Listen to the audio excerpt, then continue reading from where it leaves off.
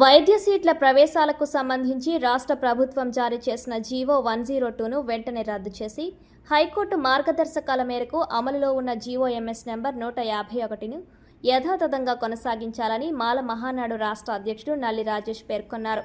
తొలుత మాల మహానాడు జిల్లా అధ్యక్షులుగా కాకిలేటి రవీంద్ర, రాష్ట్ర ఉపాధ్యక్షులుగా బొండాడ నోకరాజు, రాష్ట్ర కార్యదర్శిగా ముద్దా కృష్ణమూర్తి, కాకినాడ జిల్లా కార్యదర్శిగా బి విజయ్ కుమార్, సిటీ అధ్యక్షుడిగా దండంగి రామ్మోహన్లను ఏకగ్రీవంగా ఎన్నుకున్నారు. ఈ సందర్భంగా ఆయన మాట్లాడుతూ జీవో 102 వలన రిజర్వేషన్ వర్గాల విద్యార్థులకు అన్యాయం జరుగుతుందన్నారు. ఓపెన్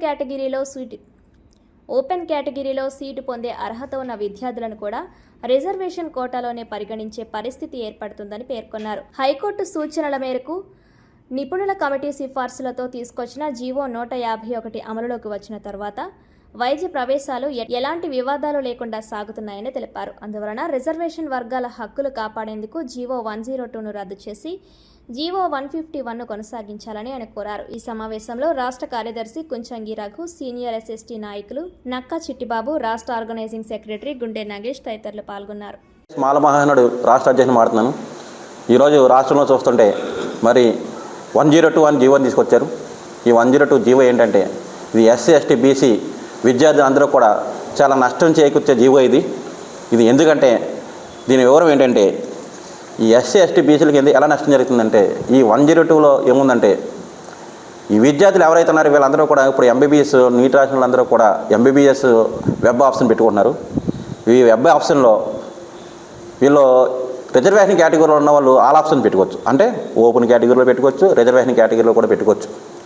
అయితే ఇప్పుడు ఏం జరుగుతుందంటే ఈ 102 ఏం చెప్తుందంటే ఈ రిజర్వేషన్ కేటగిరీలో ఉన్న వాళ్ళు ఎవరైనా సరే మీరు ఓపెన్లో పెట్టుకోకుండా మీరు రిజర్వేషన్ కేటగిరీలోనే పెట్టుకోమని చెప్తున్నారు. అంటే ఓపెన్ కేటగిరీలో మరి ఎవరైతే ఉన్నారో మా బిడ్డలు వీళ్ళ ర్యాంక్ సాధిస్తే మరి వాళ్ళని కూడా మరి రిజర్వేషన్ కేటగిరీలో పెట్టుకోమంటాం.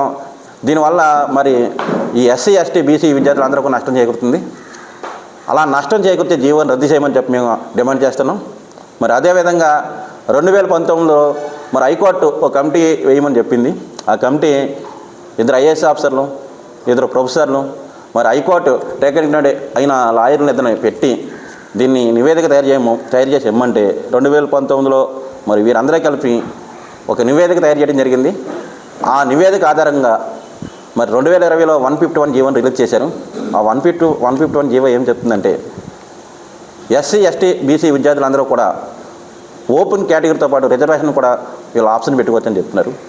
మరి మేము అడుగుతున్నాం, ఏదైతే ఉందో 102 జీవోని రద్దు చేయండి, 151 జీవోని అమలు చేయమని చెప్పని మేము ఈ మీడియా ముఖంగా మేము డిమాండ్ చేస్తున్నాం. లేదంటే భారీ ఆందోళన చేపడతామని హెచ్చరిస్తున్నాం. మరి ఈ ఎస్సీ ఎస్టీ బీసీ జనాభా మరి ఎంత ఎక్కువ ఉంటుందో అందరికీ తెలిసిందే. మరి మిగతా 50% ఓపెన్లో ఉన్నాయి 50% మరి ఎవరికి ఇస్తున్నారని మేము అడుగుతున్నాం. మీరు ఆలోచించండి, ఎస్సీ ఎస్టీ బీసీలు అందరూ ఆలోచించండి. ఇది మనకు మా జాతికే కాకుండా మీ జాతికి కూడా ఇబ్బంది పడే జీవో ఇది. మీ బిడ్డలకి మీ పిల్లలకి చాలా ఇబ్బంది పడే జీవో ఇది. రేపొద్దున ఇప్పుడు చదువుల్లోని ఈ విధంగా ఉందంటే రేపొద్దున ఇదే జీవోని ఉద్యోగ నియామకుల్లో కూడా మరి ఇది కూడా అమలు చేస్తే చాలా ఇబ్బందులు అవుతాయని చెప్పి మేము హెచ్చరిస్తున్నాం. ఎట్టి పరిస్థితుల్లో కూడా జీవనం రద్దు చేయకపోతే కానీ భారీ స్థాయిలో ఆందోళన చేపడతాం. ఇది బీసీ సోదరులు కూడా గ్రహించాలి. మీరు కూడా రోడ్డు మీదకి వచ్చి ఉద్యమాలు చేయాలని నేను పిలుపునిస్తాం. మీతో కలిసి మేము కూడా పనిచేస్తాం. ఎట్టి పరిస్థితుల్లో కూడా జీవనం రద్దు చేసే వరకు మేము ఈ పోరాటాన్ని కొనసాగిస్తూ ఉంటాం. దీని మీద ఆందోళన చేపడుతూ ఉంటాం. మరి అదేవిధంగా మరి ముఖ్యంగా మా దళిత సోదరులకి మతం మారితే, క్రైస్తవ మతాలకు మతం మారితే ఎస్సీ వాదా రద్దు అవుతుందని చెప్తున్నారు. మరి రాజ్యాంగంలో ఎక్కడా లేనటువంటి మరి దాన్ని తీసుకొచ్చి 1950 ప్రెసిడెంట్ ఆర్డర్ని తీసుకొచ్చి మీకు క్రైస్తవులు ఎవరికి కూడా మరి ఎస్సీ వాదం ఉండదని చెప్తున్నారు. ఇది చాలా దారుణం. ఎట్టి పరిస్థితుల్లో కూడా ఎస్సీస్ ఎవరైతే ఉన్నారో, దళిత క్రైస్తవులు ఎవరైతే ఉన్నారో వీళ్ళకు కూడా రిజర్వేషన్ ఇవ్వాల్సిందే. అదేవిధంగా మరి ఇంకొక అన్యాయం ఏంటంటే ఎస్టీ ఎస్టీ సభ్యుల నిధులు ఏవైతే ఉన్నాయో 100% కూడా మరి మాకే ఖర్చు పెట్టాలి. ఎందుకంటే అది మా హక్కు, రాజ్యాంగంలో మాకు కల్పించబడిన మా హక్కు. మరి ఎట్టి పరిస్థితుల్లో కూడా ఇవన్నీ కూడా అమలు చేయకపోతాయి, భారీ ఆందోళన చేపడతామని తెలియజేస్తూ జైబీలతో మీ నల్లి రాజేస్తాం.